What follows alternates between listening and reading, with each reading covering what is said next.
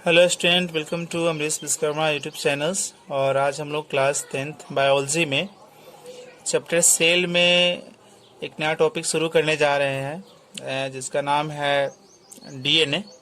तो आज की क्लास में हम लोग पढ़ेंगे डीएनए, और डीएनए से रिलेटेड जो है हम लोग ब्रीफ में ही डीएनए के बारे में जानेंगे। तो सबसे पहला जो टॉपिक है वो है स्ट्रक्चर ऑफ डीएनए।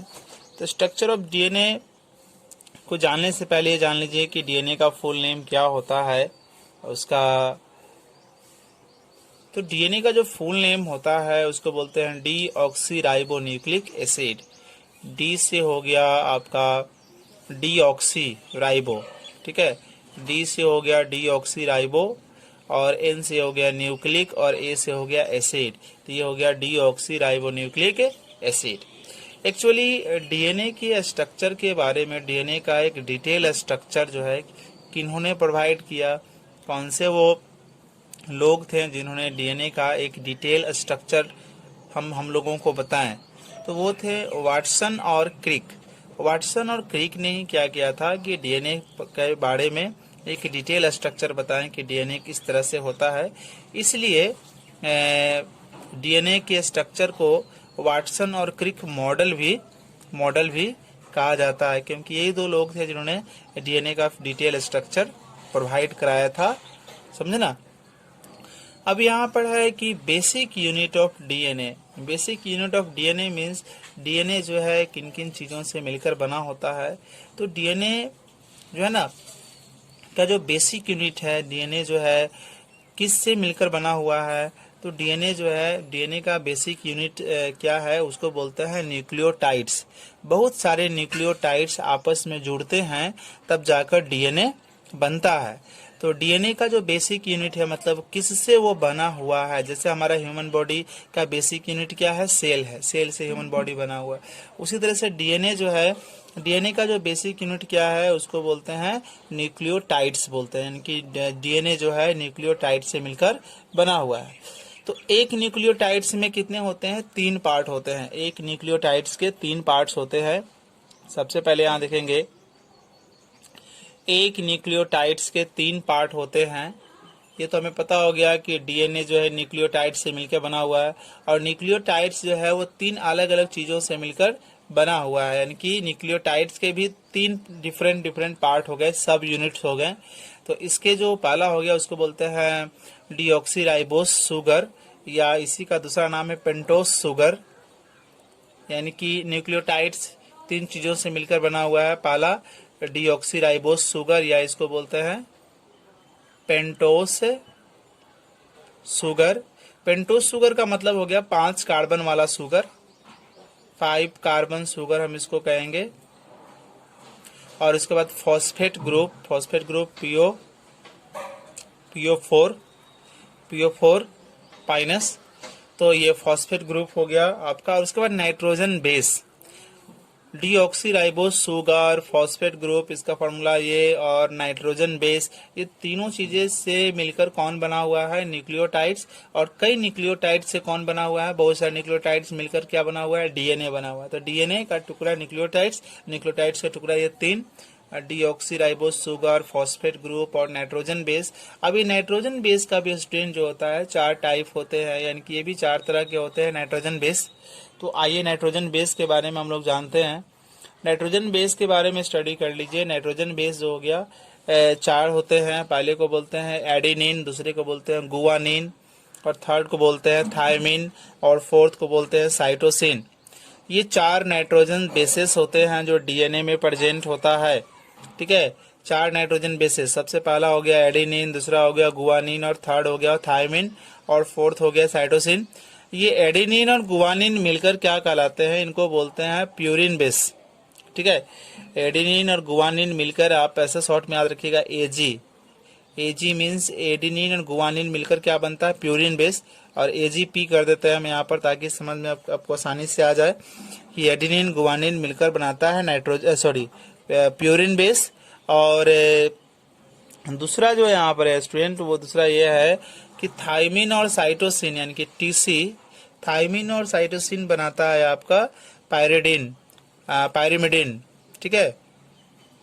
ये पायरिमिडीन बनाएगा, यानी कि पी, एजीपी प्यूरिन, और टीसीपी यानी कि थायमिन और साइटोसिन मिलकर बनाता है पायरिमिडीन बेस बनाता है। यानी कि नाइट्रोजन बेस ये चारों चीज से मिलकर बने होते हैं। इन दोनों को मिलाकर नया बेस बनता है, उसको बोलते हैं प्यूरिन बेस, और इन दोनों को मिलाकर जो नया बेस बनता है उसको बोलते हैं पायरिमिडीन बेस बोलते हैं। अब यहाँ देखेंगे ये स्टूडेंट कि ये जैसे आपको बताया गया ऊपर कि न्यूक्लियोटाइड्स के बारे में। यहाँ देखिए न्यूक्लियोटाइड्स के, मैंने देखा था न्यूक्लियोटाइड्स के 3 पार्ट हो गए हैं, इसके 4 पार्ट हो गए। अब न्यूक्लियोटाइड जो होता है, न्यूक्लियोटाइड जो है उसमें न्यूक्लियोटाइड्स में डीऑक्सीराइबोस शुगर भी होता है, फॉस्फेट ग्रुप भी होता है, नाइट्रोजन बेस भी होता है। तो न्यूक्लियोटाइड्स का कैसा होता है रिप्रेजेंटेशन, कैसा उसका डायग्राम होता है, उसको देखेंगे हम लोग। तो न्यूक्लियोटाइड्स में कुछ ऐसा, ये जो होता है न्यूक्लियोटाइड्स, ये है आपका न्यूक्लियोटाइड्स यूनिट है, जिसमें ये वाला जो पार्ट होता है ना, आप देख सकते हैं 1 2 3 4 5 कार्बन वाला जो ये पार्ट होता है, इस पार्ट को कहा जाता है डीऑक्सीराइबोस शुगर, या इसी का दूसरा नाम है पेंटोस शुगर, यानी कि 5 कार्बन शुगर। तो ये हो गया डीऑक्सीराइबोस शुगर। ये हो गया बेस, यानी कौन सा बेस, नाइट्रोजन बेस, जो 4 होते हैं, और दो मिलकर ए और जी मिलकर प्यूरिन बनता है, और टी और सी मिलकर पैरिमिडीन बनता है। ये हो गया फॉस्फेट ग्रुप, यानी कि PO4 माइनस। तो ये है आपका न्यूक्लियोटाइड्स। इस तरह का बहुत सारा न्यूक्लियोटाइड्स मिलकर डीएनए बनाता है, ठीक है ना। हर एक न्यूक्लियोटाइड में क्या होते हैं, हर एक न्यूक्लियोटाइड में आप देखेंगे कि नाइट्रोजन बेस डीऑक्सीराइबोस होगा, फिर नाइट्रोजन बेस होगा और फॉस्फेट आयन होगा। तीनों आपस में अटैच रहते हैं, तीनों आपस में जुड़े रहते हैं और जुड़कर स्ट्रक्चर बनाते हैं, जिसको बोलते हैं न्यूक्लियोटाइड बोलते हैं। न्यूक्लियोटाइड का अलग अलग नाम होता है। जैसे मान लिया जाए कि नाइट्रोजन बेस, आपने पढ़ा यहाँ पर 4 तरह का नाइट्रोजन बेस होता है ना। एडिनिन, फिर आपका गुआनिन, है ना, थाइमिन, और उसके बाद 4th नंबर क्या था, ये आपका एडिनिन हो गया, गुआनिन हो गया, थाइमिन हो गया और साइटोसोल हो गया। ये 4 तरह के आपके नाइट्रोजन बेस होते हैं, एनबी नाइट्रोजन बेस।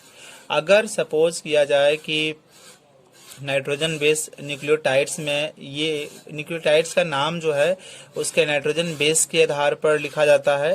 जैसे मान लिया जाए कि ये वाला एडिनिन से कोई जुड़ा हुआ हमारे पास न्यूक्लियोटाइड है। न्यूक्लियोटाइड्स में तो ऐसे पढ़े थे आप, ये पेंटोस शुगर हो गया, यहाँ पढ़े फॉस्फेट ग्रुप, और यहाँ मान लीजिए कि है एडिनिन है। एडेनिन क्या हुआ, नाइट्रोजन बेस में 4 में से एक होता है, फर्स्ट वाला, उसको बोलते हैं एडेनिन। तो अगर न्यूक्लियोटाइड में नाइट्रोजन बेस हमारा एडेनिन होगा तो उसको क्या बोलेंगे, उसको बोलेंगे एडिनोसाइन ट्राइफॉस्फेट। यानी कि अलग अलग न्यूक्लियोटाइड्स में अगर नाइट्रोजन बेस अलग अलग है तो उसका अलग अलग नाम पड़ता है।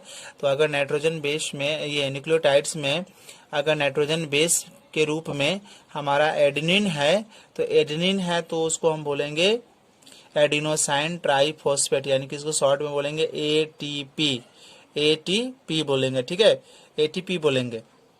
तो यहाँ इस टॉपिक में ये बताया गया है कि न्यूक्लियोटाइड्स का नाम जो है उसके नाइट्रोजन बेस के आधार पर लिखा जाता है।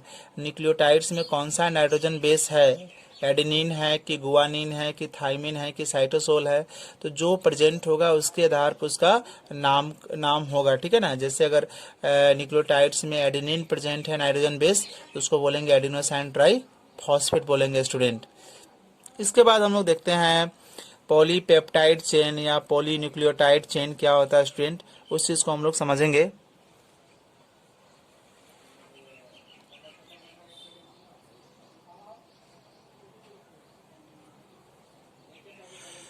पॉलीपेप्टाइड चेन और पॉलीन्यूक्लियाइड चेन का मतलब हो गया, ये आप देख सकते हो, ये क्या है, ये इसको बोलते हैं न्यूक्लियोटाइड।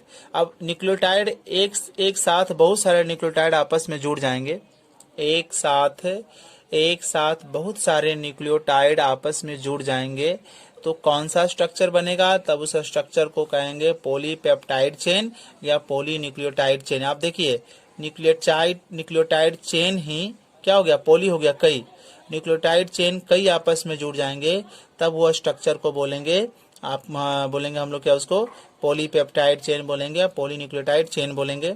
और कई सारे न्यूक्लियोटाइड चेन आपस में जुड़ जाते हैं। कैसे जुड़ते हैं? एक बॉन्ड से जुड़ते हैं। बॉन्ड एक तरह से फोर्स होता है, ठीक है ना। तो बहुत सारे न्यूक्लियोटाइड जो होते हैं वो आपस में एक फोर्स से यानी कि एक बॉन्ड से आपस में चिपक जाते हैं और उस बॉन्ड को कहते हैं कोवैलेंट बॉन्ड, ठीक है। अभी हम लोग केमिस्ट्री में इसके बारे में जानेंगे कोवैलेंट बॉन्ड के बारे में, बट यहाँ पर आप ये जान रखिए कि कोवैलेंट बॉन्ड एक तरह से फोर्स हो गया जो कई एक सारे न्यूक्लियोटाइड्स को आपस में जोड़ेगा और जोड़कर क्या बनाएगा? पॉलीपेप्टाइड चेन बनाएगा और पॉलीन्यूक्लियोटाइड चेन बनाएगा। सो स्टूडेंट, आज की वीडियो में इतना ही। अगले वीडियो में हम लोग डीएनए का स्ट्रक्चर देखेंगे और इसके पार्ट्स के बारे में जानेंगे, फिर आरएनए पढ़ेंगे और क्रोमोसोम पढ़ेंगे। सो आज की वीडियो में इतना ही। Thank you for watching.